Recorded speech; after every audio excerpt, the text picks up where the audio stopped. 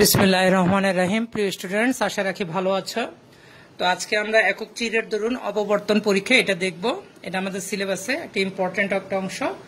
আর এর আগের ভিডিওতে আমরা অপবর্তন কাকে বলে আর অপবর্তনের শ্রেণী বিভাগ আলোচনা করে আসছি। আমরা জানি অপবর্তন দুই প্রকার, একটা হচ্ছে ফ্রনহোফার শ্রেণীর অপবর্তন আর একটা হচ্ছে ফ্রেনেল শ্রেণীর অপবর্তন। তো একক চিরের দরুন অপবর্তন পরীক্ষাটা মূলত হচ্ছে ফ্রনহোফার শ্রেণীর অপবর্তন, সেটা আমরা বুঝবো।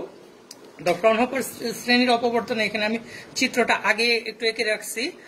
এটা শুধুমাত্র সময়টাকে বাঁচানোর জন্য, তাতে পড়াটা অত ভালো হয় না। আগে এই চিত্রটা অঙ্কন করে রাখলে তারপর আমরা যতটুকু পারি বলি, আর তোমরা বই দেখে বারবার প্র্যাকটিস করবে এবং আশা রাখি তখন তোমাদের সকল সমস্যার সমাধান হয়ে যাবে। তো এখন এইখানে এস মনে করে একটি এক রঙের আলোক উৎস, এই এস আলোক উৎস থেকে আলোক রশ্মি তোমার কি হচ্ছে গোলীয় তরঙ্গমুখ নিঃসৃত হচ্ছে বা আলোক রশ্মি নিঃসৃত হচ্ছে। তো এখন আমরা এখানে এস আলোক উৎসের সামনে L1 এমন একটি উত্তল লেন্স স্থাপন করব যার প্রধান ফোকাসে এই এসটা অবস্থান করে। তাতে হবে কি, আমরা জানি যে প্রধান ফোকাস থেকে আলোক রশ্মি লেন্সে প্রতিসরণের পর উক্ত লেন্সের প্রধান অক্ষের সমান্তরালে গমন করে। তাহলে আসো যে এখানে ডট ডট রেখাগুলো যেটা দিয়ে রাখছি সেটা হচ্ছে L1, এবং এখানে আরেকটি আমরা দেখতেছি যে L2 লেন্স ব্যবহার করেছি। দুইটারই প্রধান ফোকাস প্রধান অক্ষটা একই রকম রাখা হয়েছে না, একেবারে মিডল পয়েন্টে একেবারে পর্দার, এবং ও বিন্দুটাকে আমরা তখন বলবো পর্দার মধ্যবিন্দু, তাই তো? তাহলে আলোক রশ্মি এভাবে যাচ্ছে গিয়ে, যেহেতু এস এই L1 লেন্সের প্রধান ফোকাসে অবস্থান করতেছে, তাহলে প্রতিসরণের পরে কি হচ্ছে, সেটা প্রধান অক্ষের সমান্তরালে এভাবে গমন করতেছে, তাই তো? এখন এই তাদের যে গমন পথ আছে সেইখানে আমি একটা সূক্ষ্ম ছিদ্র পথ বা একটা চির স্থাপন করলাম। চিরের নামটা আমি দিয়ে দিলাম এ বি। এই চিরের মধ্য দিয়ে সেটা গমন করতেছে, তাহলে এটা গমন করে গেল চিরের মধ্য দিয়ে। এখন হবে কি, আমরা যে অপবর্তনের সংজ্ঞাটা পড়ে আসছি সেটা হচ্ছে কিছু আলোক রশ্মি অপবর্তিত হবে, অপবর্তিত বা ব্যবর্তিত মানে তার দিকটা পরিবর্তন হবে। কিন্তু বর্তমানে চিত্রে যে রশ্মিটা দেখা যাচ্ছে এরা কিন্তু কোনো দিক পরিবর্তন করে নাই, তাই তো? তাহলে এরা কি করতেছে, দিক পরিবর্তন না করলে তারা কি হবে, প্রধান অক্ষের সমান্তরালে ধাবিত হবে। এটা তো এরপর কোথাও গিয়ে মিলিত হবে না। তখন আমরা এখানে আরো একটি L2 লেন্স স্থাপন করব। এই L2 উত্তর লেন্সের প্রধান ফোকাস যেখানে অবস্থান করে সেখানে আমরা একটা পর্দা, এখানে এই যে এখানে একটা পর্দা স্থাপন করে রাখছি, পর্দার নাম দিয়ে দিলাম XY, ঠিক আছে? এই XY পর্দার উপরে গিয়ে কি হচ্ছে, তারা এই সমান্তরাল আলোক রশ্মিগুচ্ছ তারা মিলিত হবে, তাই তো? প্রতিসরণের পর এখানে গিয়ে মিলিত হবে। এখন আসো এটাকে তখন আমরা বলে থাকবো কি মধ্যবিন্দু, ঠিক আছে? এখন শুধুমাত্র দুটি আলোক রশ্মি কি আছে না, এখানে অসংখ্য আলোক রশ্মি আছে।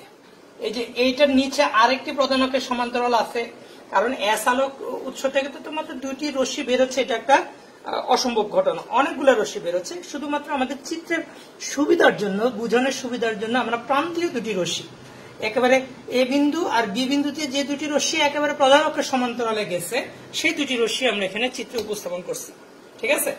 আচ্ছা, তাহলে এইবার তারা পর্দায় গিয়ে কি গঠন করবে সেটা দেখি। তার আগে দেখি এটা কি ধরনের অপবর্তন হলো, ফ্রেনেল শ্রেণীর অপবর্তন হলো নাকি ফ্রনহোফার শ্রেণীর অপবর্তন। তো ফ্রনহোফার শ্রেণীর অপবর্তনের সংজ্ঞাটা আগে আমরা বুঝি। ফ্রনহোফারে বলছে প্রতিবন্ধক বা চির হতে উৎসটা এবং পর্দাটা দুইটা জিনিসই কি থাকবে, অসীম দূরত্বে অবস্থান করবে। এখন আমার এবি হচ্ছে তোমার রেখা ছিদ্র বা চির। চিরটা কেমন ভাবে অবস্থান করতেছে, আমার বোর্ডের সাথে এইভাবে লম্বভাবে এভাবে দুইটা পাতা এভাবে অবস্থান করতেছে।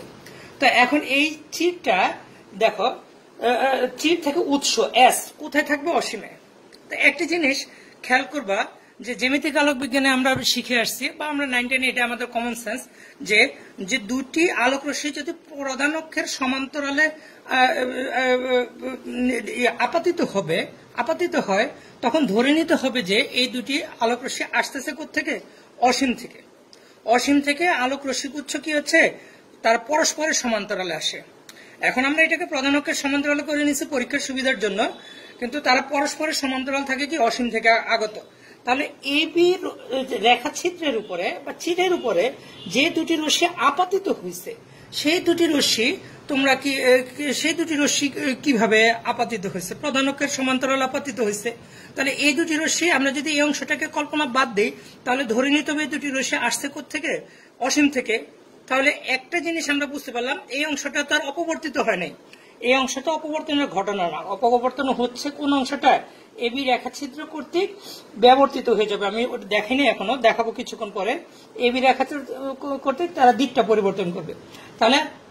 তাহলে কি হচ্ছে, আমরা দেখতেছি যে আপাতিত রশ্মিগুলি প্রধান অক্ষের সমান্তরালে আছে, তার মানে এই রশ্মিগুলো কোত্থেকে আসছে, অসীম থেকে।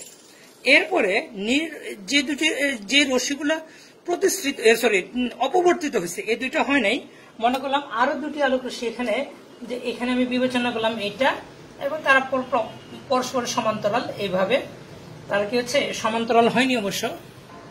এই যে দেখো, এই দুটো হয় নাই, ঠিক আছে, এটা হচ্ছে থিটা, ব্যবর্তন কোণের মান হচ্ছে 0, কিন্তু এই দুটি রশ্মি তো কি হয়ে গেল, ব্যবর্তিত হয়ে গেল।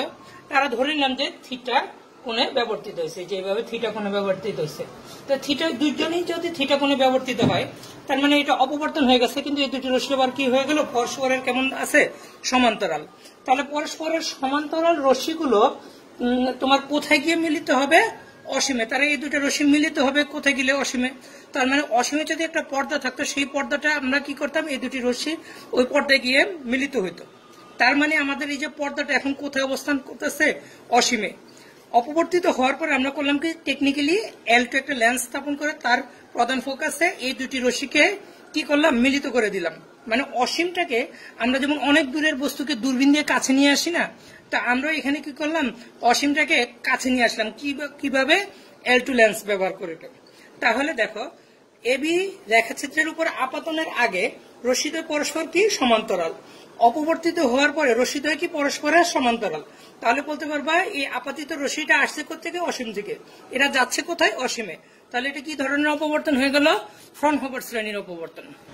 তাহলে এবার ফ্রনহোফার শ্রেণীর অপবর্তন হইল এখানে থিটার মান 0 আর কি, যারা যার ফলে ব্যবর্তিত হয় নাই বলা চলে, বা ব্যবর্তন কোণের মান 0 বা অপবর্তন কোণের মান 0। আচ্ছা যাক, এবার আমরা ও বিন্দুটা নিয়ে আলোচনা করব না। আচ্ছা, যেই রশ্মিগুলি প্রধান অক্ষের সমান্তরালে ব্যবর্তিত হয়েছে বা অপবর্তনের পরে, বা এই রেখাছিদ্র বা চির অতিক্রমণের পরেও তারা প্রধান অক্ষের সমান্তরালে থেকে গেছে, ঠিক আছে, বা কোনো দিক পরিবর্তন করে নাই, তারা L2 লেন্স কর্তৃক প্রতিসারিত হয়ে L2 লেন্সের যে প্রধান ফোকাস, সেই প্রধান ফোকাসকে মিলিত হবে। তাহলে সকল রশ্মিকে ও বিন্দুতে মিলিত হবে। আমি কি করলাম, এই ও বিন্দুতে একটি পর্দা স্থাপন করে দিলাম, তখন এই পর্দার নাম হয়ে যাবে ফোকাস তল, ঠিক আছে। কারণ প্রধান ফোকাসে কোনো পর্দা স্থাপন করলে বা তল কল্পনা করা হলে তাকে বলা হয় ফোকাস তল। তাহলে এখানে XY হচ্ছে কি, হচ্ছে ফোকাস তল। তাহলে সমস্ত রশ্মিগুলো প্রধান ফোকাস তলের প্রধান ফোকাস থেকে মিলিত হবে। ফোকাস তলের অন্যান্য বিন্দুর নাম হচ্ছে গৌণ ফোকাস, আর এটার নাম হচ্ছে প্রধান ফোকাস। খেয়াল করবা, এগুলি তোমরা জানো বা জ্যামিতিক আলোক বিজ্ঞানে তোমরা পড়ে আসছো বা পড়বা পরবর্তীতে, সেই হিসাবে ধরে বলতেছি। হ্যাঁ, আচ্ছা, এবার আসো, যে সকল আলোক রশ্মি কোনো ব্যবর্তিত হয় নাই, তারা সরাসরি L2 লেন্সে আপাতিত হবে এবং প্রতিসরণের পর ও বিন্দুতে মিলিত হবে। এখন তাহলে কোন রশ্মি কিন্তু একটা বেশি পথ অতিক্রম করবে, একটা কম পথ অতিক্রম করবে, এরকম না। উদাহরণের জন্য বলতে চাই যে উপরের রশ্মিটা নিচের রশ্মি থেকে কি পথ বেশি অতিক্রম করেছে, না। সকল রশ্মি কি হচ্ছে, দুটি রশ্মি কি হচ্ছে, পরস্পরের সাথে কেমন পথ অতিক্রম করেছে, সমান পথ অতিক্রম করেছে। তাহলে এবার তুমি বলতে পারবা যে এই দুটি রশ্মির মধ্যে পথের কোনো পার্থক্য নাই। আমরা জানি পথ পার্থক্য আর দশা পার্থক্যের মধ্যে সম্পর্ক, দশা পার্থক্য সমান 2π/λ ইন্টু পথ পার্থক্য। যেহেতু পথ পার্থক্য শূন্য, তাহলে তাদের মধ্যে কি হচ্ছে, দশা পার্থক্য শূন্য। তাহলে এখানে ও বিন্দুতে তারা কিভাবে মিলিত হবে, সমদশায় পরিপাতিত হবে। সমদশায় পরিপাতন হলে কি ধরনের ব্যতিচার হয়, অপবর্তনের সাথে ব্যতিচারের অনেক মিল আছে, আবার পার্থক্য আছে। তো মিল এবং অমিল সেটা আমরা পরে আসবো, কিন্তু জেনে রাখো যে কি ধরনের সমদশা হলে আমরা ব্যতিচারের কন্ডিশনে কি শিখে আসছি। সমদশায় উপরিপাতিত হলে গঠনমূলক ব্যতিচার হয়। তাহলে এখানে ও বিন্দুতে গঠনমূলক ব্যতিচার হবে। গঠনমূলক ব্যতিচার মানে কি হচ্ছে, একটা উজ্জ্বল বিন্দু। তাহলে এই উজ্জ্বল বিন্দুটা একদম অনেক উজ্জ্বল হবে। এই উজ্জ্বল বিন্দুর নামটা অপবর্তনের ক্ষেত্রে তখন আমরা বলি কেন্দ্রীয় উজ্জ্বল বা কেন্দ্রীয় চরম বিন্দু। তাহলে আমাদের এই ও বিন্দুটাকে তখন বলি মধ্যবিন্দু। মধ্যবিন্দুর অবস্থাটাকে আমরা বলে নেই।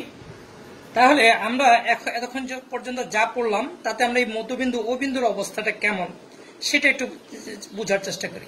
যে সকল রশ্মি অপবর্তিত না হয়, অপবর্তিত মানে দিকটা পরিবর্তন হবে না, ঠিক আছে, সরাসরি চলে যাচ্ছে, এখানে শুধুমাত্র দুইটা তো এ আর বি হচ্ছে প্রান্তীয় রশ্মি, এদিক থেকে এখানে তো আরো অনেকগুলো রশ্মি আছে না, যাক ওইগুলো আমরা বলবো না, এত ঝামেলাতে যাবো না। সরাসরি তোমার L2 লেন্সে আপাতিত হবে, তারা L2 লেন্স কর্তৃক প্রতিসারিত হবে, প্রতিসারিত হওয়ার পরে L2 লেন্সের প্রধান ফোকাস পর্দার ও বিন্দুতে, ঠিক আছে, পর্দার ও বিন্দুতে মিলিত হবে। তাহলে ও বিন্দুতে মিলিত হলে এবার এই সকল রশ্মির মধ্যে কোনো পথের পার্থক্য থাকবে না, এদের মধ্যে পথ পার্থক্য না থাকায় দশা পার্থক্য থাকবে না, ফলে এই সকল রশ্মি সমদশায় উপরিপাতিত হয়ে ও বিন্দুতে একটি উজ্জ্বল বিন্দুর সৃষ্টি করবে। আর এই উজ্জ্বল বিন্দুটার নাম হচ্ছে কেন্দ্রীয় চরম বিন্দু।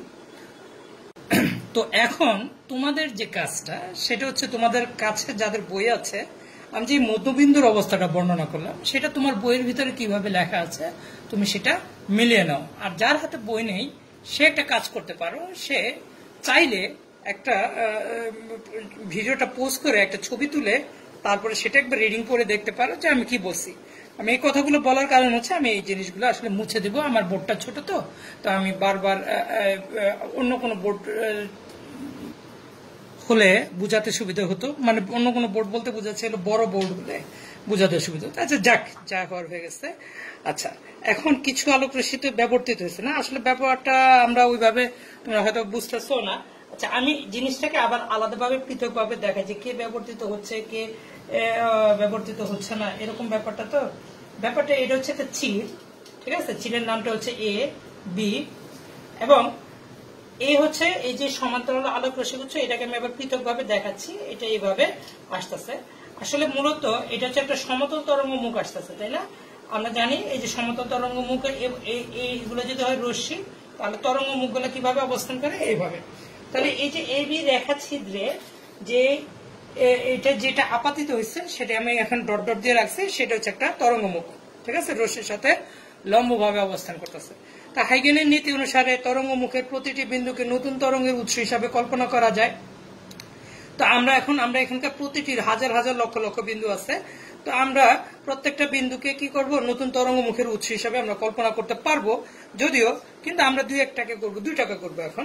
যে এইখানে তো আমি দেখিয়েছি কি একেবারে এ বিন্দু আর বি বিন্দুতে, আরো দুইটাকে আমি এখানে করে দেখাচ্ছি যে এ বিন্দুর একটু নিচে আর বি বিন্দুর একটু উপরে, এরকম দুইটি বিন্দুকে আমি চয়েস করলাম। যে মনে করো এইটা একটু একটা বিন্দু আর এইটা বিন্দু, প্রত্যেকটা বিন্দুকে এইভাবে করা যায়।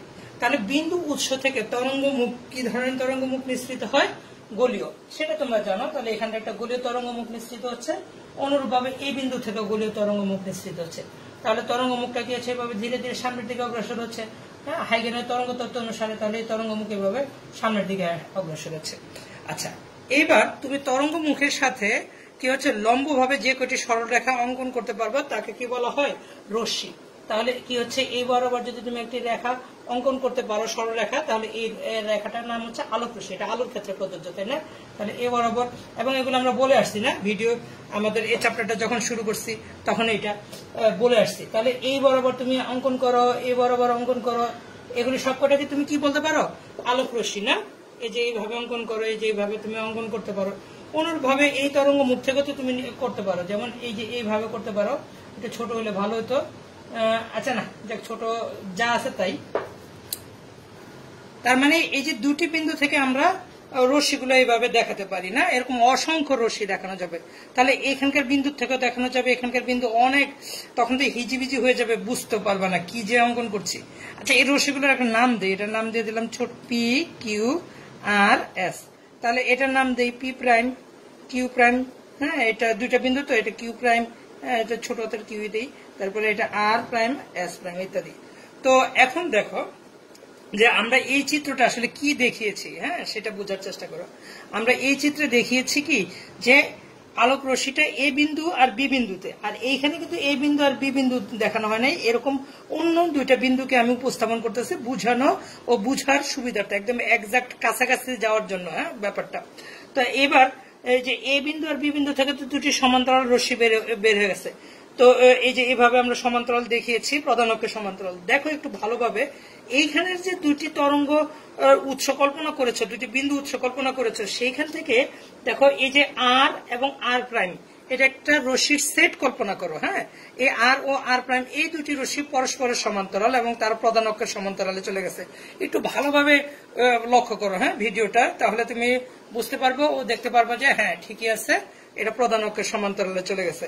তো অনুরূপ তাহলে এই যে এইখানে আমি দুইটি দেখিয়েছি, একটা আর দুইটা এখানে তো আমি দেখিয়েছি, আর এখানে আর ও আর প্রাইম, তাহলে এরকম অসংখ্য রশ্মির সেট পাওয়া যাবে, যে রশ্মিগুলোর সেটটা কি হচ্ছে প্রধান অক্ষের সমান্তরালে যাবে। ঠিক আছে, আচ্ছা এখন আমি আর একটা কাজ করি, কাজটা হচ্ছে এখানে থিটাকে এন দিয়ে থিটা এন তম কোণ, ঠিক আছে, মনে করো এটা 1 ডিগ্রি কোণে বিচ্যুত, কারণ এই যে পি রশ্মিটা মনে করো 40 ডিগ্রি কোণে ব্যবর্তিত হলে কি রশ্মি তখন কত আসবে, 30 ডিগ্রি কোণে ব্যবর্তিত হয়েছে না।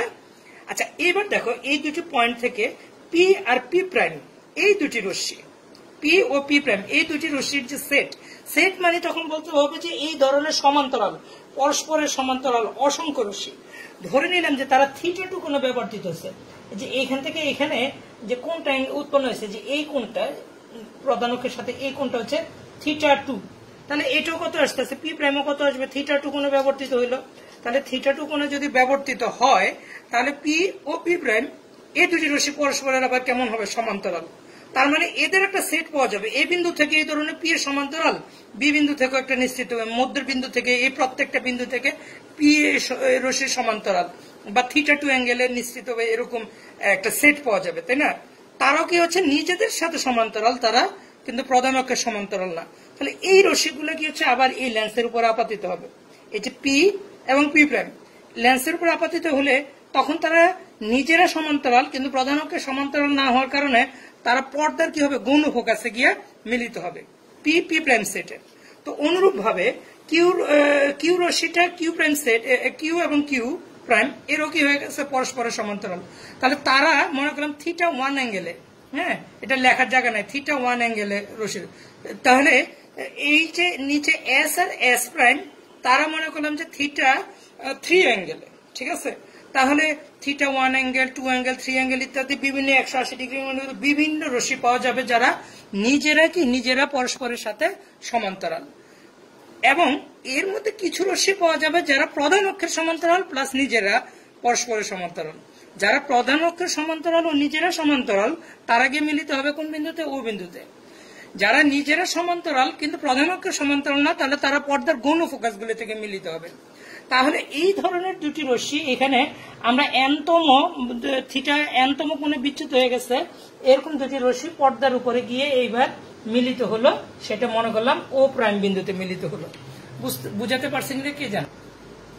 এখন তুমি ও প্রাইম, এটা তো চিত্র দেখে সরাসরি তুমি এটা তো চিত্র দেখে বলে ফেলছো যে হ্যাঁ এটার এই দুটি এগুলো এই সকল রশ্মির মধ্যে পথ পার্থক্য নাই, দশা পার্থক্য নাই, এবার হয়তো বলা গেছে।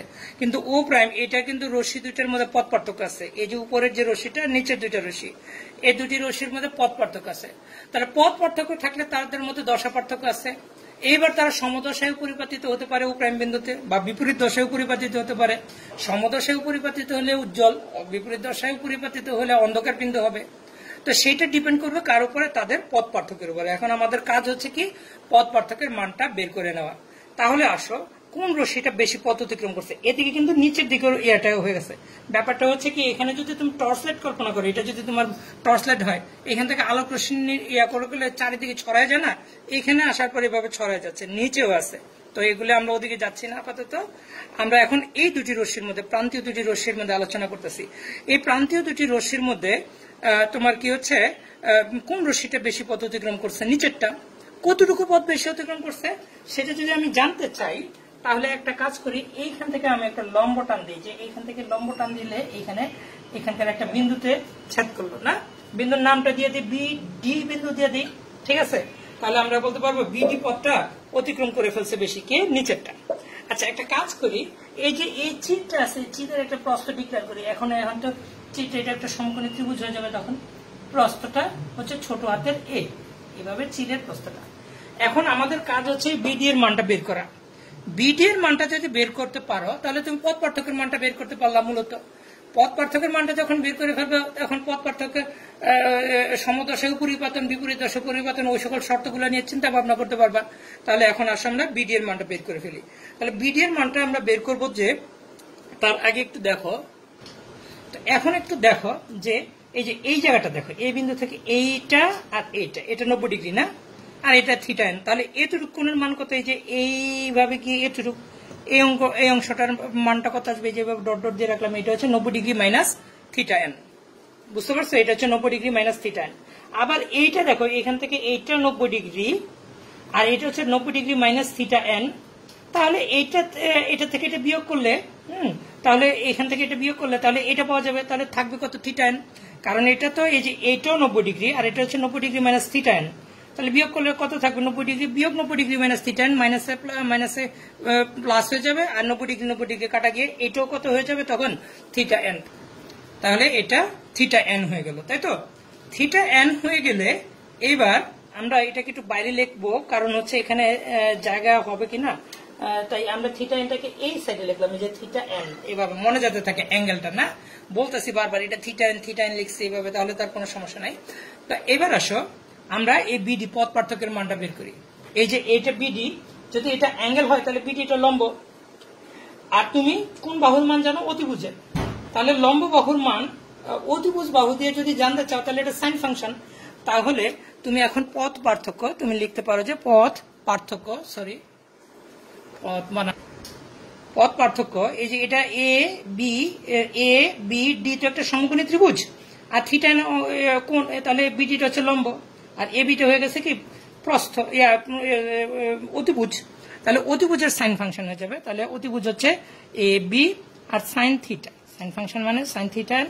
এ বি বাহুর মান তুমি জানো, সেটা হচ্ছে ছোট হাতের এ, আর এখানে সাইন থিটা এন। তাহলে এই বিডির মানটা হচ্ছে পথ পার্থক্যের মানটা তুমি জেনে গেছো। এখন আমাদের কাজ করতে হবে কি, এই পথ পার্থক্যের মানটা তুমি জানো যে ল্যামডার জোড় গুণিতক বিজোড়, ল্যামডা বাই 2 এর জোড় গুণিতক বিজোড় গুণিতক ইত্যাদি হলে তুমি জানো যে বিজোড় গুণিতক হলে পরে ধ্বংসাত্মক ব্যতিচার হয়, আর জোড় গুণিতক হলে পরে গঠনমূলক ব্যতিচার হয়। তাহলে আমরা ওই অংশে চলে যাচ্ছি না, কোথায়? সেটা হচ্ছে ব্যতিচার অংশে। আচ্ছা, এখন আমরা কি করলাম, যে এই সমকোণী ত্রিভুজে যে এই দুটি রশ্মি, এই যে এই রশ্মিটা আর এই রশ্মিটা পৃথকভাবে আবার চিত্রের নিচে দিয়ে অঙ্কন করে রাখলাম, এইভাবে নিচে এইভাবে আছে পৃথকভাবে, আর এডি রেখাটা এইভাবে আছে। এটা একটু সমকোণী ত্রিভুজ হচ্ছে, একটু কম সমকোণী ত্রিভুজ মনে হচ্ছে, তাই এখন আবার সমকোণী হয়ে যাবে, এই বরাবর হলে এটা বিডিটা এইভাবে পাওয়া গেছে। এখন আসো যে এটা ওই ম্যাথমেটিক্যালি ওইভাবে তুমি বুঝতে পারবা না, বুঝতে পারছো? একটু জটিল আছে এই চ্যাপ্টারের সবচেয়ে জটিল অংশটাই আমার কাছে মনে হয় যে এই জিনিসটা বুঝতে পারাটা। তো এটা বুঝতে পারার জন্য আমরা গিয়াসউদ্দিন স্যারের বইয়ের হেল্পটা নিচ্ছি। আমরা এখন ওই যে গিয়াসউদ্দিন স্যারের বইয়ে বা অক্ষরপত্র প্রকাশনের বইয়ে যেভাবে লিখছে ওইভাবে বলার চেষ্টা করব, আমার মতো করে আমি বলবো, কিন্তু তোমরা ওই বইটা ভালোভাবে পড়বা না।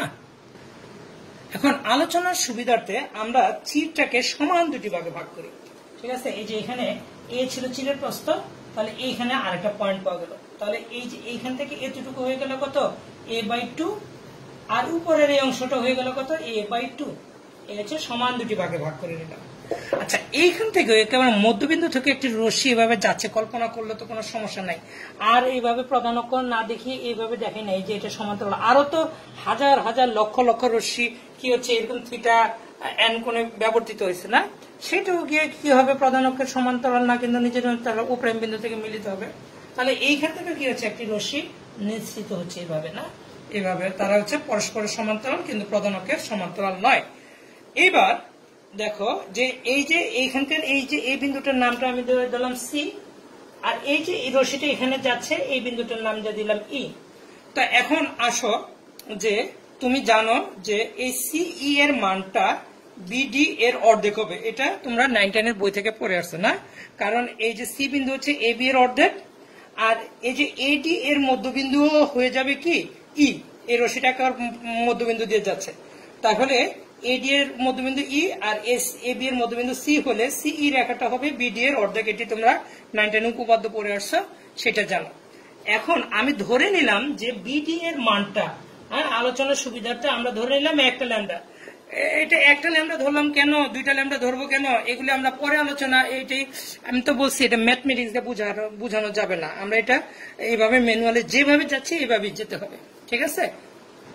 এবং আরো আলোচনার সুবিধার জন্য গিয়াসউদ্দিন স্যারের বইয়ের মতো করে আমি বলছি, ধরে নিলাম যে এখানে এবি রেখাচিত্রে আমরা কল্পনা করে নেই না কেন এরকম পরস্পর সমান্তরাল থিটা, এটা মনে করেন যে থিটা 1 কোণে ব্যবর্তিত হচ্ছে। যে এবার 1 নাম্বার ক্ষেত্রে এটা মূলত যে এই সরলরেখাটা এইভাবে ছিল প্রধান অক্ষটা, এটা থিটা 1 কোণে ব্যবর্তিত হয়েছে, এই রশিটা থিটা 1 কোণে, আর এটাও থিটা 1 কোণে, হ্যাঁ প্রথম ব্যবর্তন করে 1 কোণে থিটা 1 কোণে ব্যবর্তিত হয়েছে, ঠিক আছে, এটা আমরা ধরে নেই। তাহলে এই যে থিটা 1 কোণে ব্যবর্তিত হয়েছে এরকম অসংখ্য রশ্মি তো থাকবে। তা আলোচনা বোঝানোর সুবিধার্থে একটা কাউন্টেবল নাম্বার বলি যে 120টা রশ্মি এভাবে ব্যবর্তিত হয়েছে।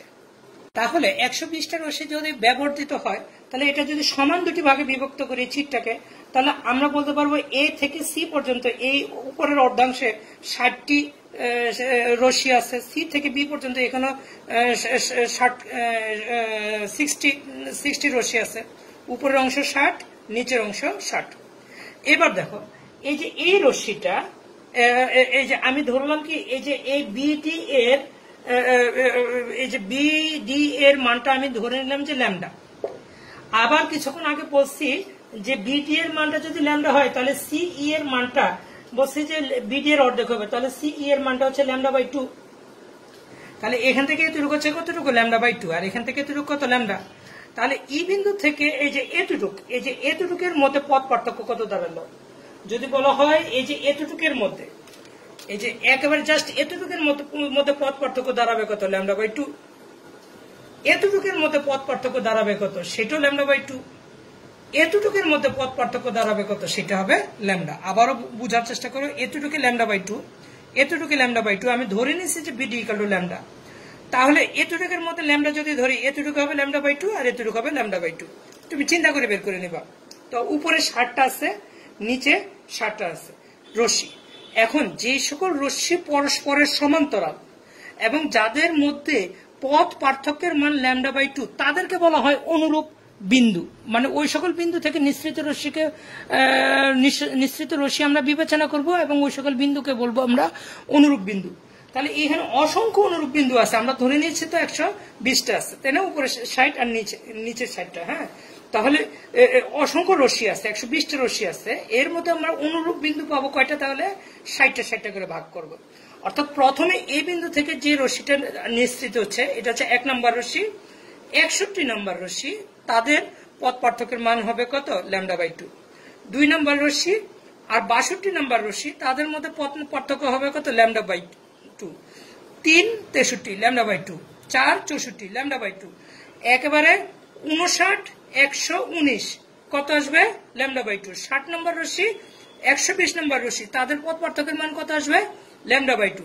তাহলে এই যে যাদের মধ্যে পথ পার্থক্যের মানটা ল্যামডা বাই 2 হচ্ছে এবং যে সকল বিন্দু থেকে নিঃসৃত হচ্ছে এদেরকে আমরা অনুরূপ বিন্দু বলতেছি, এবং এই রশ্মিগুলাকে আমরা বলতেছি কি, এই রশ্মিটা আমরা বলতেছি যে অনুরূপ রশ্মি, না অনুরূপ রশ্মি বলে কথা নেই, আসলে অনুরূপ বিন্দু বলে কথা। তো এবার আসো প্রথম অনুরূপ বিন্দুটার কি ঘটনাটা ঘটে বুঝার চেষ্টা করো, এটা নিচের কল্পনার চেষ্টা করো ভাই। আমি এটা ওইভাবে ক্লিয়ারলি ম্যাথমেটিক্যালি এটা বোঝানো যাবে না, সবচেয়ে আমার কাছে কঠিন লাগে খুব চির পড়াতে, এটা আমি একদম অকপটে স্বীকার করতে আমি রাজি আছি। হ্যাঁ, বুঝাইতে গেলে আমি খুব সমস্যা পড়ে যাই, তাই আমি যতটুকু চেষ্টা করছি বুঝাইতে, আর বইগুলোতে তো ওইভাবে লেখাও নাই। হ্যাঁ, আর তুমি নিজে পারলে তো বুঝে নিবা। তো এবার দেখো 1 নাম্বার আর 61 নাম্বার, তাদের মধ্যে পথ পার্থক্য কত, ল্যামডা বাই 2। কয়টা ল্যামডা বাই 2, শুধুমাত্র একটি ল্যামডা বাই 2। তো একটি আমরা ব্যতিচারের শর্তে কি শিখে আসছি যে পথ পার্থক্যের মান শুধুমাত্র ল্যামডা বাই 2 হলে ধ্বংসাত্মক ব্যতিচার গঠিত হয়। পথ পার্থক্যের মান ল্যামডা বাই 2 এর জোড় গুণিতক হলে গঠনমূলক, বিজোড় গুণিতক হলে ধ্বংসাত্মক। এখন এখানে তো একটি ল্যামডা বাই 2, তাহলে আমি এখানে 120টি রশ্মি বিবেচনা করছি, তাহলে 1 নাম্বার আর 61 নাম্বার পর্দা গিয়ে কি সৃষ্টি করলো, ধ্বংসাত্মক ব্যতিচার। বুঝিও কিন্তু, কারণ তাদের মধ্যে পথ পার্থক্য কত, ল্যামডা বাই 2। 2 নাম্বার আর 62 নাম্বার পর্দা গিয়ে কি সৃষ্টি করবে, ধ্বংসাত্মক ব্যতিচার। তারপর 3 নাম্বার আর 63 নাম্বার পর্দা গিয়ে কি সৃষ্টি করবে, ধ্বংসাত্মক ব্যতিচার, অন্ধকার বিন্দু। ইভেন 59 নম্বর 119 নাম্বার শেষের দিকে চলে আসছে একটানে, 59 আর 119 নাম্বার পর্দা গিয়ে কি সৃষ্টি করবে, ধ্বংসাত্মক ব্যতিচার সৃষ্টি করবে। তারপরে 60 নাম্বার আর 120 নাম্বার, আমরা তো 120টি বোঝানোর জন্য বলতেছি, 60 নাম্বার আর 120 নাম্বার তারা পর্দা গিয়ে কি সৃষ্টি করবে, তারাও কি হবে ধ্বংসাত্মক ব্যতিচার সৃষ্টি করবে। তাহলে কি হচ্ছে যেই সকল তাহলে যখন তুমি বি থেকে ডি বিন্দুর দূরত্বটা কল্পনা করছো ল্যামডা, তখন আমরা ওই যে λ/2 এভাবে এভাবে যদি জোড়ায় হিসাব করি, তাহলে টোটাল দিয়ে রেজাল্ট আমরা ও প্রাইম বিন্দুটা কি পেয়ে যাই, অন্ধকার বিন্দু। বুঝতে পারছো নাকি? তখন এই ধরনের অন্ধকার বিন্দুকে বলা হচ্ছে অবম। তাহলে আমরা প্রথম অবম, হ্যাঁ, আমরা এখন অবমের শর্তে চলে আসতেছে। অন্ধকারকে তখন বলা হচ্ছে অবমের শর্ত। তাহলে অবমের শর্ত আমরা পথ পার্থক্য কত লিখছি? পথ পার্থক্য লিখছি হচ্ছে a sin θ n, এটার নাম হচ্ছে পথ পার্থক্য বা বিডি। এই বিডি এর মানটা প্রথমে যদি ল্যামডা হয়, তখন আমরা বুঝতে পারলাম কি যে অন্ধকার বিন্দু হবে। দেখি তো দুইটা যদি ল্যামডা বাই হয়, আচ্ছা দুইটা ল্যামডা, তো আমাদের আলোচনার জন্য বিডি কে আমরা এখন ধরলাম কত, দুইটা ল্যামডা। এবং আমরা করলাম কি, এই যে আগে তো তোমার এই যে এই ইয়ারটাকে আমরা চিরটাকে সমান কটি ভাগে বিভক্ত করছি, সমান 2 ভাগে বিভক্ত করছি। এখন দুইটি ল্যামডার জন্য আমরা চিরটাকে ধরে নিব সমান 4টি ভাগে বিভক্ত হয়েছে। এভাবে সমান 4টি ভাগে বিভক্ত করতেছি, ঠিক আছে? সমান 4টি ভাগে বিভক্ত করলাম। তাহলে সমান 4টি ভাগে বিভক্ত করলে এই বিন্দুটার আমরা নাম দিয়ে রাখি এসি। তাহলে এসি হচ্ছে a/2, সিবিও a/2। তাহলে এ থেকে এই পয়েন্টের মান হবে a/4, এখান থেকে এটা হবে a/4। বুঝতে পারছো? লেখার জায়গা নেই, এদিকে লিখছি না আর কি, বোর্ড বড় হলে সবকিছু বোঝানো যায়। তো এখন আসো, তুমি তো এই যে আমার আঙ্গুল বরাবর ফলো করো যে এই দুটি রশ্মির মধ্যে পথ পার্থক্য তখন কত ছিল, λ/2। সরি না, এখন দেখো এই যে বিডি এর মানটা, এই যে বি থেকে ডি এর দূরত্ব তুমি ধরছো কত, λ/2 ল্যামডা। তাহলে এতটুকু যদি 2 ল্যামডা হয়, তুমি তো জানো এই যে এটা ত্রিভুজের ওই সূত্র অনুসারে ওই যে 90, তাহলে এতটুকু হবে তার অর্ধেক। এতটুকু যদি 2 ল্যামডা হয়, তাহলে এটা হয়ে যাবে শুধু ল্যামডা। অনুরূপ ভাবে এতটুকু হয়ে যাবে λ/2। তাহলে এই যে এতটুকু হয়ে যাবে λ/2, এটুকু হবে আরেকটা λ/2, এটা হবে আরেকটা λ/2, এটা হবে আরেকটা λ/2। বুঝার চেষ্টা করো, এটুকু হচ্ছে 2 ল্যামডা, এটা হবে ল্যামডা, আর এটা হবে λ/2। তাহলে এটা কত আসবে, 3 λ/2। ঠিক আছে? এইভাবে তুমি বোঝার চেষ্টা করো। এখন দেখো আবার অনুরূপ বিন্দু খুঁজে বের করি। অনুরূপ বিন্দু কাকে বলে? যেই সকল রশ্মিগুলোর পথ পার্থক্যের মানটা কি হচ্ছে λ/2 এর λ/2, তাদেরকে আমরা অনুরূপ বিন্দু বলবো। আচ্ছা, কেন λ/2, কেন λ/2 নিচ্ছি সেটা দেখো। ব্যতিচারের যে শর্তটা আমরা শিখে আসছি, সেইখানে গঠনমূলক বলো আর ধ্বংসাত্মক বলো, λ/2 এর হয় জোড় গুণিতক নতুবা বিজোড় গুণিতক। এর মাঝামাঝি কিছুতে তো আর আমরা শিখি নাই, ফলে আমরা বিবেচনা করতেছি, বারবার হিসাব করে বের করতেছি λ/2 এই কথাটা বারবার বলতেছি। তো আসো এবার দেখি যে প্রথমে এই এতটুকের পার্টের এই দুটি রশ্মি, এখানে তো আমরা 120টি কল্পনা করে ফেলছি। তাহলে এই পর্যন্ত হচ্ছে 60টি রশ্মি, এখানে আছে 30টি। তাহলে এই প্রথম 60টি রশ্মির হিসাব করতেছি। তাহলে 1 নম্বর আর 31 নম্বর, তারা তাদের মধ্যে পথ পার্থক্য কত, λ/2। পর্দা গিয়ে কি করবে, ধ্বংসাত্মক ব্যতিচার। 2 নম্বর আর 32 নম্বর, তাদের মধ্যে পথ পার্থক্য কি হবে, λ/2। তারা পর্দা কি করবে, ধ্বংসাত্মক ব্যতিচার। তার মানে এতটুকু পূর্বের নিয়ম অনুসারে এই প্রথম 60টি রশ্মি তারা পর্দায় গিয়ে কি করবে, ধ্বংসাত্মক ব্যতিচার সৃষ্টি করবে। অনুরূপ ভাবে এইখানকার 60টি রশ্মি তারাও পর্দায় গিয়ে কি সৃষ্টি করবে, ধ্বংসাত্মক ব্যতিচার সৃষ্টি করবে। টোটালে আমি যখন বিডি এর মান 2 ল্যামডা ধরেছিলাম, যখন আমি বিডি এর মান 2 ল্যামডা ধরেছিলাম, এর ভিতরে যে কটি রশ্মি আছে তখন কি হচ্ছে, পর্দায় গিয়ে তারা কি সৃষ্টি করতেছে, ধ্বংসাত্মক ব্যতিচার সৃষ্টি করতেছে। তাহলে আমরা এখানে অবম 2 নম্বর অবম বিন্দুটা পাবো কত, যখন পথ পার্থক্যের মান 2 ল্যামডা হয়। এইবার যখন এই বিডি এর মানটা তুমি 3 ল্যামডা ধরবা, 3 ল্যামডা ধরো, আর চিরটাকে তুমি সমান 6টি পার্ট ভাগ করো। তো সমান 6টি ভাগে ভাগ করলে প্রথম 2 জোড়া পর্দায় অন্ধকার বিন্দু সৃষ্টি করবে, দ্বিতীয় 2 জোড়া প্রথম অন্ধকার বিন্দু সৃষ্টি করবে, তৃতীয় 2 জোড়া, হ্যাঁ, তখন 15টি করে রশ্মি ভাগ করতে হবে না, তখন তারা পর্দায় গিয়ে কি সৃষ্টি করবে, অন্ধকার বিন্দু সৃষ্টি করবে। সরি 15টা নাকি, তখন হচ্ছে 20টি করে রশ্মি তুমি ভাগ করবা, তারা পর্দায় গিয়ে কি করবে, অন্ধকার বিন্দু সৃষ্টি করবে। তার মানে 3 ল্যামডাতেও তুমি কি পাবা, অবম পাবা। তাহলে এই যে এইভাবে যাচ্ছে না, তা dot dot dot dot dot. তাহলে আমি a sine theta n equal to, আমি এখন লিখতে পারলাম এটা এন দিয়ে এইভাবে ল্যামডা দিয়ে সংক্ষেপে বুঝালাম। আর এন এর মানটা আমাদের হিসাবে হচ্ছে N equal two 1 2 3 dot dot dot dot এইভাবে যাচ্ছে। এন এর মান কিন্তু এর চেয়ে বেশি হতে পারে না বা হয় না, ঠিক আছে। এরপরে ভিডিও লেন্থ তো বড় হলে তো আমার সাউন্ড পাওয়া যায় না, এটা তোমরা ভালোভাবে জানো। তো হয়তোবা আমি যে এইখানে যে অবম পর্যন্ত পড়িয়ে রাখছি, এটা তোমাদের খেয়াল রাখতে হবে। প্রয়োজনে আমি চরমের অংশটা পৃথকভাবে আবারও আপলোড করব, ঠিক আছে? অবম পর্যন্ত সাউন্ড ছিল, এটা খেয়াল থাকবে। আর এইখানে এন এর মান কখনো তুমি শূন্য বসাতে পারবা না, খেয়াল করিও।